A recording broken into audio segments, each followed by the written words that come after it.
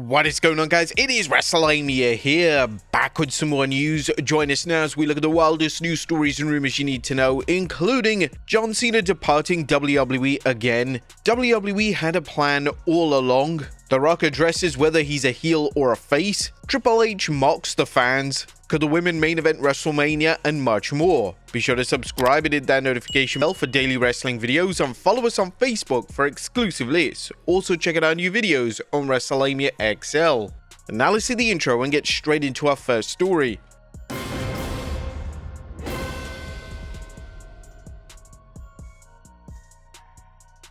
Our first story looks at John Cena's heel run is about to be epic. Our top story today takes a look at the fallout of John Cena's heel turn at Elimination Chamber and how his first appearance following the heel turn set the precedent for how his heel run is gonna go. As Cena would appear at the post-chamber press conference, and whilst it was expected that Cena would deliver a promo of sorts, this wasn't what occurred. Instead, Cena would pick up the microphone from the stand and simply drop it, signaling a mic drop. The idea is evidently that there are no words needed, and Cena's actions in the main event segment spoke for themselves. Next up, John Cena departing WWE again. Following arguably the most shocking heel turn in WWE history, it was safe to assume that Cena would be taking on a full-time schedule on the road to WrestleMania. However, this isn't going to happen. According to the final boss, The Rock, on the post-chamber press conference, Cena is departing WWE for a brief period to film a movie in Africa. This is disappointing to hear. However, it's worth noting that Cena has a plethora of dates left on his retirement tour, and it's probable that Cena's full-time run takes shape in the summer months. Next up, WWE had a plan all along, as the meaning behind The Rock's confusing gesture is revealed. Now, for months, fans have been speculating on what The Rock was doing during his now infamous appearance at Bad Blood last October. In the aftermath of last night's John Cena heel turn, fans are theorizing that the final boss was replicating Cena's iconic finger taunt. However, that hasn't been confirmed. But interestingly, on the post-chamber press conference, The Rock did confirm that his gesture meant something, and it's a quote-unquote long game. It meant something. I'm a long gamer. I like long gaming. I like creating with Paul and Brian Goetz and Myra Lassery, who's on my side of the team. I like creating with Paul and his team as well. We're long gamers. A lot thought Bad Blood when I just did the small subtle thing. There was a lot of criticism. Oh, we didn't mean anything. It did. It's okay.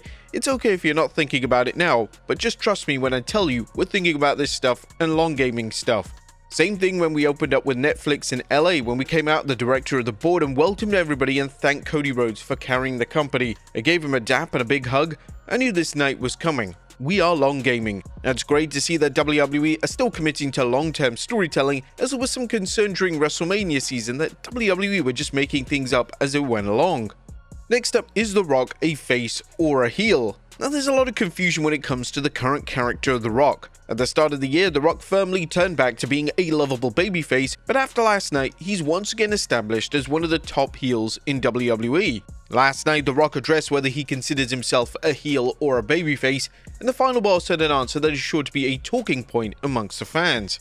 The Rock would claim that the final boss is a heel, babyface, a lot of things, but he doesn't want to follow wrestling tropes. He feels he can address the crowd professionally, sing with the crowd, then heel on them. He admitted that it's going to be back and forth and feels comfortable in his own skin. This is a unique character to say the very least, and it certainly wouldn't work for everyone, but thankfully the former WWE champion has the ability and star power to execute it well. Next up is Travis Scott wrestling. Speaking of the final boss, one of the topics he discussed on the post-chamber press conference was Travis Scott. Scott appeared in the main event angle with The Rock, Cody Rhodes and John Cena, and Scott would even get physical, and in relation to if Scott had any plans to wrestle in WWE, it appears that this is the creative plan.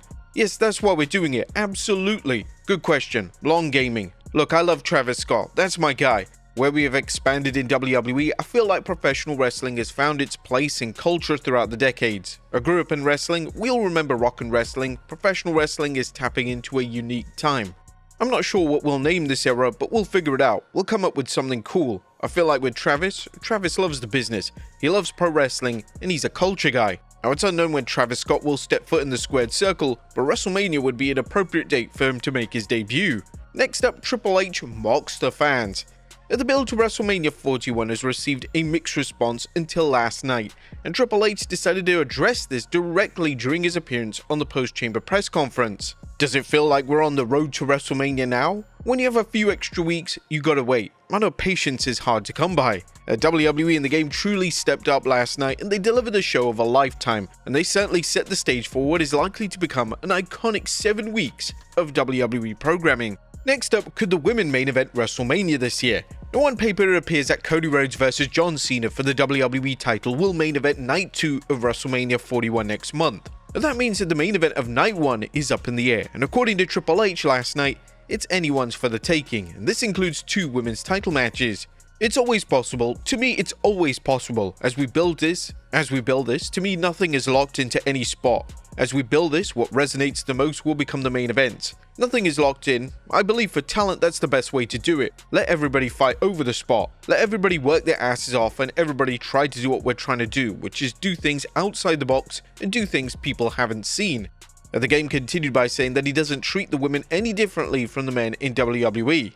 If it's the most interesting thing on the show and it's getting the biggest reaction, which when I put them in the main event, it's because of that. They earn it. They earn that. They earn the right through their hard work, their sacrifice, their dedication, just like everybody else, to be treated like everybody else and work their ass off to get what they want. I don't treat them any differently. The reason I don't treat them any differently is because I respect them too much to do it that way. If the women were to main event Night 1 this year, then this would surely be the Rhea Ripley title defense, as her anticipated showdown with Bianca Belair has been labeled as a dream match for years. Next up, Triple H calls Liv Morgan a megastar. Liv Morgan had a stellar showing in the Women's Elimination Chamber last night, and since dropping the title to Rhea Ripley at the start of the year, Morgan has delivered some incredible performances, and according to Triple H, Morgan has become a megastar. Liv Morgan just continues to impress me, a woman that a year ago many people would have said it's great to have on the roster. She's a good hand and all those things. In this last, since May, has become a megastar and continues to surpass that. To me, she stood out tonight as a star in the spotlight, thriving.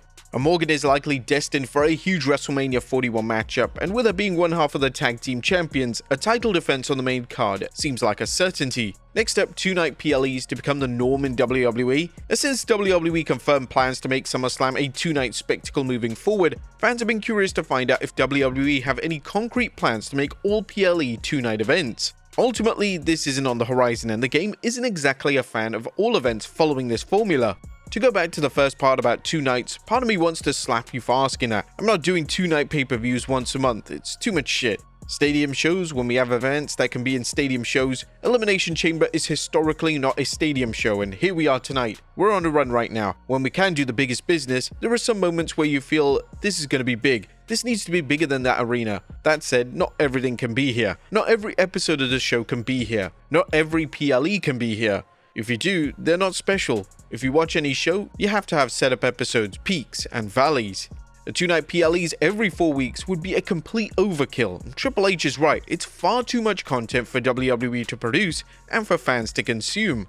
And finally, does CM Punk want to work with Jeff Hardy? Our final story today takes a look at the possibility of CM Punk colliding with Jeff Hardy one final time.